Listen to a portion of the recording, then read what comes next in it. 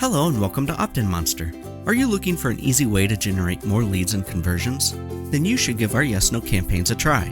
People often tell us that they're concerned that giving visitors two options may reduce conversions, but our data shows otherwise. For example, take a look at our case study on how Cosmetic Packaging Now grew their email list by 754% with yes/no pop-ups, and this is all thanks to behavioral psychology. As explained by the zygarnic effect, people tend to want to finish the tasks that they start. This means that visitors who click the yes button are more likely to opt in, and people are also more likely to opt in if they feel they have a choice.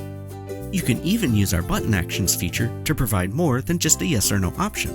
Our multi-step campaigns can help you segment visitors and move them further into the conversion cycle. For example, you could segment visitors who are ready to buy versus those who need a little more information. For those needing a little more information, you could send them to your top converting content or even start a chat with a representative. For even more precise targeting, you can combine our multi-step campaigns with our powerful display rules to ensure that you're putting the right offer in front of the right audience at exactly the right time. So, if you're serious about improving your website conversions, you need to use our yes/no multi-step campaigns. Use the code in the description to receive a special discount and create your risk-free OptinMonster account today.